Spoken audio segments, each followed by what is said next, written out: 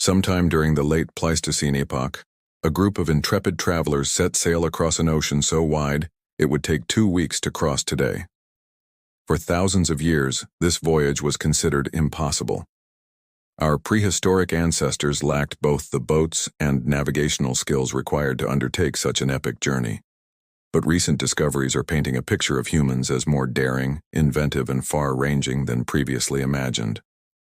And the evidence is found not only in the places they left but also in their genes, their tools, and the very landscape they inhabited. Our story begins in Africa, where Homo sapiens arose roughly 300,000 years ago.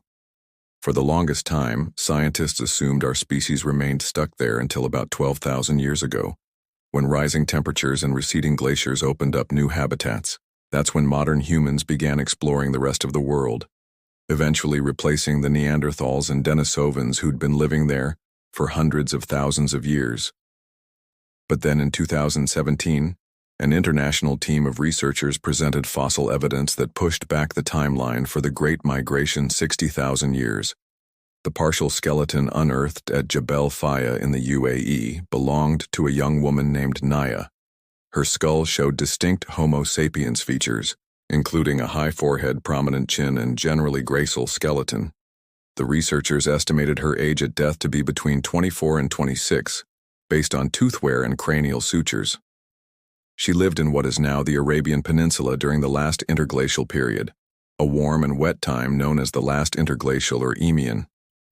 This made Naya one of the earliest members of our species outside of Africa. The fossil record indicates that anatomically modern humans appeared in the Middle East around 70,000 years ago, although geneticists believe the population was small and likely fluctuated in size. These early modern humans most likely moved into what's now the Arabian Peninsula from Ethiopia via the Bab el-Mandeb Strait. They would have encountered a lush, green landscape dotted with lakes and rivers. One site occupied by these people includes a stone structure that may have served as shelter. According to a study published in 2023, the building blocks of this structure were carefully arranged with flat edges touching, suggesting a deliberate construction technique. If confirmed, this would represent some of the earliest architecture ever found. It may have been used as a communal sleeping area similar to the rock shelters inhabited by early modern humans in South Africa. Though we don't know exactly how the inhabitants of Arabia got there, we do have some clues as to how they sustained themselves. Analysis of soil, sediment, and animal bones from the Arabian Peninsula suggests that late Pleistocene landscapes looked quite different from today. There were no vast sand dunes, just rolling grasslands interspersed with wooded areas along river valleys and coastal plains. During the interglacial, the region received more rainfall, which allowed plants and animals to thrive. Researchers found pollen from date palms, acacia trees, and other drought-resistant vegetation, as well as evidence of grazing animals like oryx and wild cattle. The site of Majed Bibi in Australia's Northern Territory provides another piece of the puzzle. Here, stone tools found in layers below those containing bones from giant kangaroos indicate that humans arrived there at least 65,000 years ago. However, new excavations at Majed Bibi have uncovered signs of occupation dating back 73,000 years, making it one of the earliest undisputed examples of human habitation in Australia.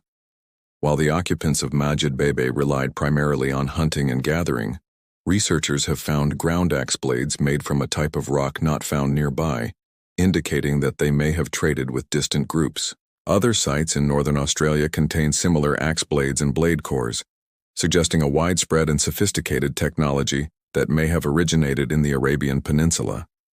In fact, a 2023 study proposed that the stone tool industry found at Majed Bibi represents a technology that first developed in Africa and then spread east into Asia and Oceania.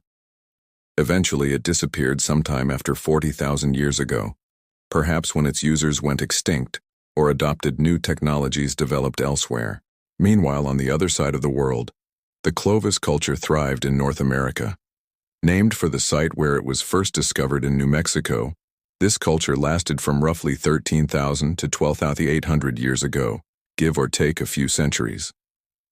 The Clovis people are often portrayed as the first Americans, arriving on the continent right after the last ice age ended and rapidly replacing the pre-Clovis cultures that had been present for thousands of years.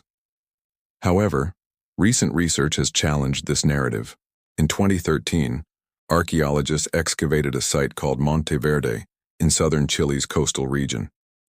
There they found stone tools and other artifacts associated with early humans, including a knife-like tool made from a bone. Dating methods indicated that the tools were at least 14,500 years old, which meant that the Clovis culture wasn't the first human culture in the Americas. Rather, multiple groups had lived here for tens of thousands of years prior to their arrival. Monteverde was just one of many sites in South America that pushed back the pre-Clovis timeline. And by 2023, it was clear that humans had settled in North America by at least 20,000 years ago, if not earlier. What's more, genetic signatures found in Native American populations suggest that the first Americans migrated into the continent multiple times, perhaps following a coastal route that hugged the Pacific Ocean. This was a bold strategy that required navigating the vast Pacific and crossing thousands of miles of open water, but a series of experiments conducted by the Oregon-based nonprofit organization Young Americans for Liberty showed that simple rafts could easily traverse the ocean under conditions similar to those that existed during the Pleistocene epoch. Using materials such as logs, reeds, and animal hides, the researchers built vessels similar to those used by ancient seafarers, and they tested their seaworthiness by replicating ancient sailing techniques without modern instruments or equipment. Their findings, which were published in 2023, lend credence to the idea that humans could have reached the Americas from Asia via a coastal route as early as 20,000 years ago. This fits nicely with the archaeological record, which shows that fully formed Clovis points started appearing shortly after people first arrived in North America. While these recent discoveries have revealed much about the spread of humans across continents, our story doesn't end there. One controversial claim pushes the timeline for intercontinental voyages back even further. Some scientists believe that a mysterious voyage from Polynesia to South America took place before the discovery of the Americas by Europeans in the 15th century. This intriguing theory is supported by several pieces of evidence, including the presence of sweet potato in Polynesia and the Olmec-style artifacts found in Peru and Ecuador. Sweet potatoes are native to the Americas, and their arrival in Polynesia must have occurred before the first European contact.